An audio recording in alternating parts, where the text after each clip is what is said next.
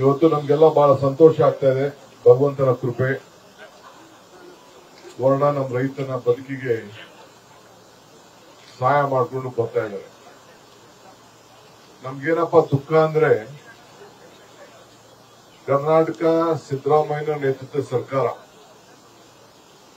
519ರಿಂದ 524 ಕಡೆಗೆ ನಾವು ಏರಿಸಲೇಬೇಕು, ಮೀಟರ್ ಏರಿಸಲೇಬೇಕು ಅಂತ ಹೇಳಿ ನಾವು ಸಂಕಲ್ಪವನ್ನ ನಾವು ಮಾಡಿದ್ದೇವೆ. ಇದು ನಮ್ಮ ಪ್ರಯಾರಿಟಿ. ನಾನು ನಮ್ಮ ಸಣ್ಣ ನೀರಾವರಿ ಮಂತ್ರಿ ಮತ್ತು ಮುಖ್ಯಮಂತ್ರಿಗಳು ನಾವು ಸೆಂಟ್ರಲ್ ಮಿನಿಸ್ಟರ್ ಕೂಡ ಭೇಟಿ ಮಾಡಿ ಇದ್ರ ಬಗ್ಗೆ ನೀವು ನೋಟಿಫಿಕೇಶನ್ ಮಾಡಬೇಕು ಅಂತ ಹೇಳಿ ನಾವು ಒತ್ತಾಯವನ್ನ ನಾವು ಮಾಡಿದ್ದೇವೆ.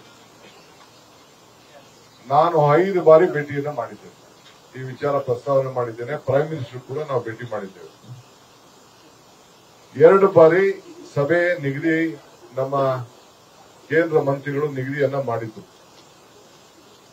ಆ 2 ಬಾರಿ, 1 ಬಾರಿ ಆಂಧ್ರದವರು ಬಹುಶಃ ಮುಂದಕ್ಕೆ ಹಾಕ್ಸಿದ್ರು, ಇನ್ನೊಂದು ಬಾರಿ ಮಹಾರಾಷ್ಟ್ರದವರು ಮುಂದಕ್ಕೆ ಹಾಕ್ಸಿದ್ರು ಅಂತ ಹೇಳಿ ನನಗೆ ಮಾಹಿತಿ ಬಂದಿದೆ. ಆದ್ರೆ ಮೊನ್ನೆ ಬಹಳ ನಾನು ಅನೇಕ ಒತ್ತಡಗಳು ಕೂಡ ಮತ್ತೆ ನಾನು ಅವ್ರ ಮೇಲೆ ಹೇರಿದಾಗ, ಇಲ್ಲ ನೀವು ಗಾಬರಿ ಪಡ್ಕೊಳ್ಳೋದು ಬೇಡ, ನಾವು ಇದನ್ನ ಜಸ್ಟ್ ಕೆಲವು ತಾಂತ್ರಿಕವಾದ ವಿಚಾರದಿಂದ ಸ್ವಲ್ಪ ಮುಂದಕ್ಕೆ ಹಾಕಿದ್ದೇವೆ, ಮತ್ತೆ ನಿಮ್ಗೆ ದಿನಾಂಕವನ್ನ ನಿಗದಿ ಮಾಡ್ತೀವಿ ಅಂತ ಹೇಳಿ ನಮ್ಗೆ ಆಶ್ವಾಸನೆಯನ್ನು ಕೊಟ್ಟಿದ್ದಾರೆ. ಹಿಂದೆ ನಮ್ಮ ಎಂ ಬಿ ಪಾಟೀಲ್ ಅವರು ಹೇಳ್ತಾ ಇದ್ರು, ಮಹಾರಾಷ್ಟ್ರದವರು ನಮ್ದು ಯಾವ ತರದ ತಕರಾರು ಇಲ್ಲ ಕೂಡ ಅಂತ ಹೇಳಿದ್ದಾರೆ. ಈಗಾಗಲೇ 100ಕ್ಕೂ ಹೆಚ್ಚು ಟಿಎಂಸಿ ಈಗಾಗಲೇ ಸಮುದ್ರಕ್ಕೆ ಸೇರಿದೆ. ಕೆಲವು ಸಂದರ್ಭದಲ್ಲಿ 400ಕ್ಕೂ ಹೆಚ್ಚು ಟಿಎಂಸಿ ಕೂಡ ಹೋಗಿದ್ದು ದಾಖಲೆಗಳು ಕೂಡ ಇದೆ. ಇದನ್ನ ನಾವು ಜಾರಿ ಮಾಡಬೇಕು ಅಂತ ಹೇಳಿ ಈಗಾಗಲೇ ನಮ್ಮ ಮುಖ್ಯಮಂತ್ರಿಗಳು ಬಜೆಟ್ ಕೂಡ ಘೋಷಣೆಯನ್ನು ಮಾಡಿದ್ದಾರೆ. ಈಗ ರೈತರ ಭೂಮಿ ಏನು ಮುಳುಗಡೆ ಆಗ್ತಾ ಇದೆ ಮತ್ತು ಚಾನೆಲ್ ವಿಚಾರ ಇದೆ, ಈ ವಿಚಾರದಲ್ಲಿ ನಾವು ಅನೇಕ ಸಭೆಗಳನ್ನು ನಾವು ಮಾಡಿದ್ದೇವೆ. ಹಿಂದಿನ ಬೊಮ್ಮಾಯಿ ಸರ್ಕಾರ ಒಂದು ರೇಟ್ ಅನ್ನ ನಿಗದಿ ಮಾಡಿತ್ತು.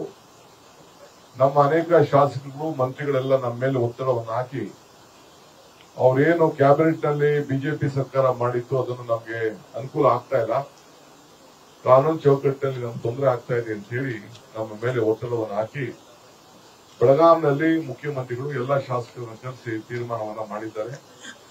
ನಾನು ಎಂ ಬಿ ಪಾಟೀಲು, ಶಿವಾನಂದ ಪಾಟೀಲು, ತಿಮ್ಮಾಪುರು, ಪ್ರಿಯಾಂಕ್ ಖರ್ಗೆ, ಶರಣ ಪಾಟೀಲ್ ಅವರು ಎಲ್ಲ ಕೂಡ ನಾವೆಲ್ಲ ಈಗಾಗಲೇ ಒಂದು ರೌಂಡ್ ಚರ್ಚೆಯನ್ನು ಕೂಡ ಮಂತ್ರಿಗಳು ಕೂಡ ಎಚ್ ಕೆ ಪಾಟೀಲ್ ಕೂಡ ಸೇರ್ಕೊಂಡಂತೆ ನಾವೆಲ್ಲ ಚರ್ಚೆ ಮಾಡಿದ್ದೇವೆ. ಮೊನ್ನೆ ಎಲ್ಲ ಶಾಸಕರನ್ನ, ರೈತರು ಕೂಡ ನಾವೆಲ್ಲ ಮಾತಾಡಿದ್ದೇವೆ.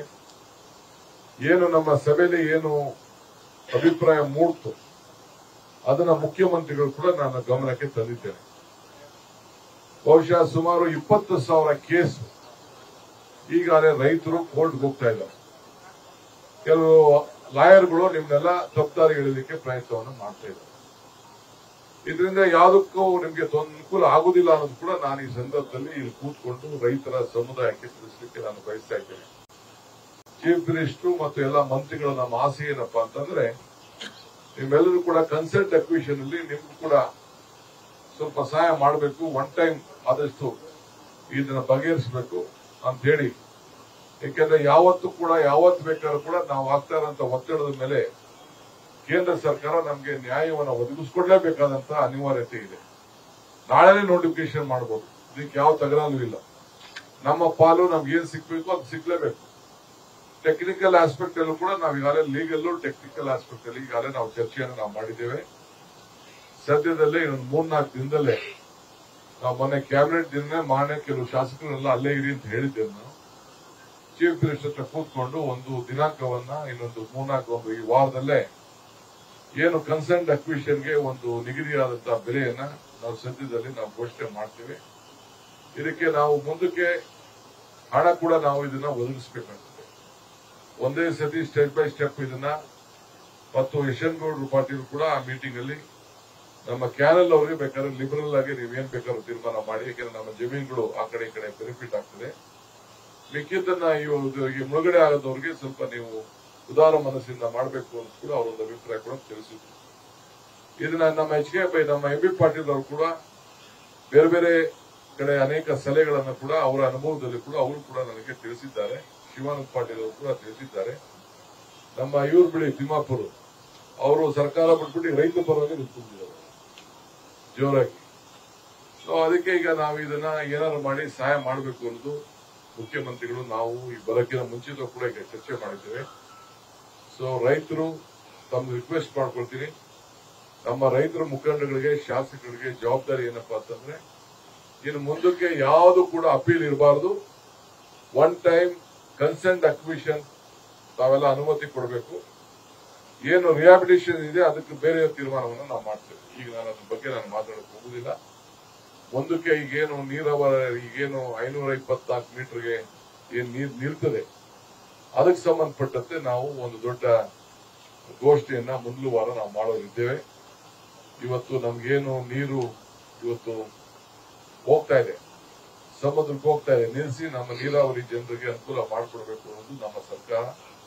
ಈ ಅವಧಿಯಲ್ಲೇ ಇದನ್ನ ಪೂರ್ಣ ಮಾಡಬೇಕು ಅನ್ನೋದು ನಮ್ಮ ಆಸೆ ಇದೆ. ನಮ್ಗೆ ಟೆಕ್ನಿಕಲ್ ಆಗಿ ಲೀಗಲ್ ಆಗಿ ಹಿಂದೆ ಇಳಿಸಿದ್ದು ಕೂಡ ತಮ್ಗೆಲ್ಲ ಗೊತ್ತಿದೆ. ಆದ್ರೆ ಇದಕ್ಕೆ ನಾವು ಬಹಳ ಜಾಗೃತಿಯಿಂದ ನಾವು ಕೆಲಸ ಮಾಡಬೇಕು ಅಂತಿದ್ದೇವೆ. ಈ ಜನ, ಈ ಭಾಗದ 4 ಜಿಲ್ಲೆಯ ಜನ, ಗುಲ್ಬರ್ಗ ಇರ್ಬೋದು, ಯಾದಗಿರಿ ಇರ್ಬೋದು, ಬಿಜಾಪುರ ಇರ್ಬೋದು, ಬಾಗಲಕೋಟೆ ಇರ್ಬೋದು, ಎಲ್ಲರೂ ಕೂಡ ರೈತರು ಸಹಕಾರವನ್ನು ಮಾಡಬೇಕು. ಎಲ್ಲ ಪಕ್ಷದ ಶಾಸಕರು ಕೂಡ ಕರೆಸಿ ಅವರ ಅಭಿಪ್ರಾಯ ಕೂಡ ನಾವೆಲ್ಲ ಪಡ್ಕೊಂಡಿದ್ದೇವೆ. ಈ ವಿಚಾರವನ್ನ ತಮಗೆ ತಿಳಿಸಲಿಕ್ಕೆ ನಮಗೆ ಬಹಳ ಸಂತೋಷ ಆಗ್ತದೆ. ಮುಂದೆ ವಿಚಾರವನ್ನ ಗೌರವಾನ್ವಿತ ಮುಖ್ಯಮಂತ್ರಿಗಳು ತಮ್ಮನ್ನ ಚರ್ಚೆ ಮಾಡ್ತಾರೆ. ತಾವೇನಾದ್ರು ಪ್ರಶ್ನೆಗಳಿದ್ರು ಕೂಡ ಅವ್ರು ಮಾತಾಡೋದ ಮೇಲೆ ತಾವು ಒಂದು 2-3 ಜನಕ್ಕೆ ಅವಕಾಶವನ್ನು ನಾವು ಕೊಡ್ತೇವೆ.